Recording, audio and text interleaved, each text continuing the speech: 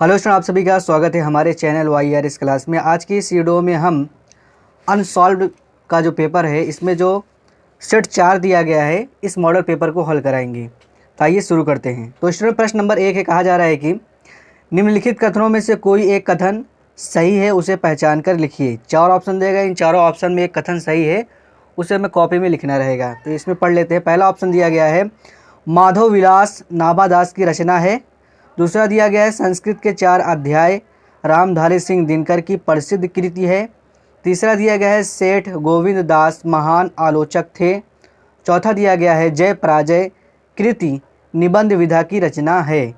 तो इन चारों ऑप्शन में ऑप्शन नंबर दूसरा सही है, संस्कृत के 4 अध्याय रामधारी सिंह दिनकर की प्रसिद्ध कृति है। ऑप्शन नंबर दूसरा सही है। अगला प्रश्न है स्टूडेंट, कहा जा रहा है कि निम्नलिखित कृतियों में से किसी एक कृति के रचनाकार का नाम लिखिए। रचनाकार का मतलब होता है लेखक का नाम लिखना। यहाँ पे हमें 4 रचना दिया गया, इन चारों रचना में से हमें किसी एक लेखक का नाम लिखना रहेगा। तो पहला दिया गया है प्रतिशोध, दूसरा दिया गया है जड़ की बात, तीसरा दिया गया है प्रतीक्षा और चौथा दिया गया है कल्पलता। परीक्षा में केवल एक ही लिखिएगा, मैं यहाँ पे चारों बता दे रहा हूँ। पहला है प्रतिशोध। प्रतिशोध के लेखक कौन है? वो हैं प्रेमचंद। दूसरा दिया गया है जड़ की बात। जड़ की बात के लेखक हैं जैनेन्द्र कुमार। तीसरा दिया गया है प्रतीक्षा। प्रतीक्षा के लेखक हैं हरिवंश राय बच्चन। और चौथा है कल्पलता। कल्पलता के लेखक कौन है? हजारी प्रसाद द्विवेदी जी।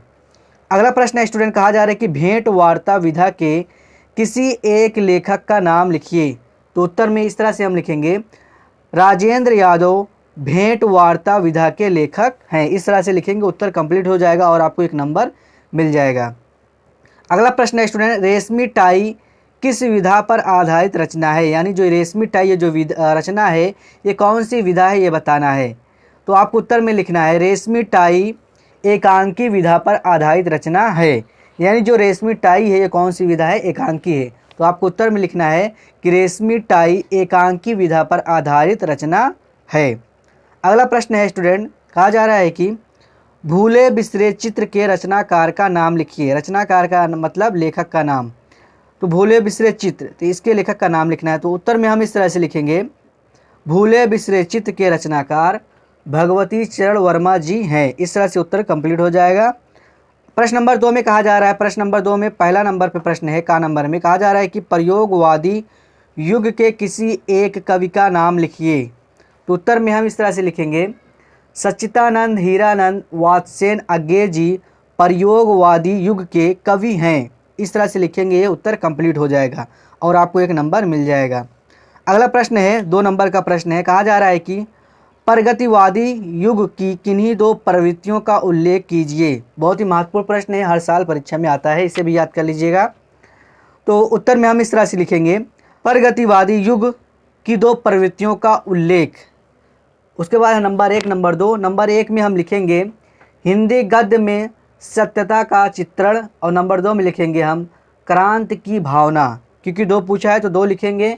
नंबर 1 में हम लिखेंगे हिंदी गद्य में सत्यता का चित्रण और नंबर 2 में लिखेंगे क्रांति की भावना। इस तरह से लिखेंगे, उत्तर कंप्लीट हो जाएगा और आपको 2 नंबर मिल जाएगा। प्रश्न नंबर अगला है, कहा जा रहा है कि छायावाद की 2 प्रमुख विशेषताएं लिखिए। यह जो छायावाद युग था उसकी 2 प्रमुख विशेषताएं लिखिए। ये भी 2 नंबर का प्रश्न है। तो उत्तर में हम इस तरह से लिखेंगे, छायावाद की 2 प्रमुख विशेषताएं। Number 1 number 2। नंबर 1 में हम लिखेंगे सौंदर्य भावना और नंबर 2 में लिखेंगे चिंतन की प्रधानता। नंबर 1 में हम लिखेंगे सौंदर्य भावना और नंबर 2 में लिखेंगे चिंतन की प्रधानता। इस तरह से ये उत्तर कंप्लीट हो जाएगा और आपको 2 नंबर मिल जाएगा। तो स्टूडेंट ये था अनसॉल्व का सेट 4, जिसमें इसमें जो प्रश्न दिए गए थे हमने उत्तर आप लोगों को बता दिए। तो उम्मीद करता हूँ आप लोगों को यह वीडियो पसंद आया होगा। वीडियो को पसंद आया तो वीडियो को लाइक कर दें, सब्सक्राइब कर दें। मिलते हैं अगली वीडियो में, तब तक के लिए थैंक यू।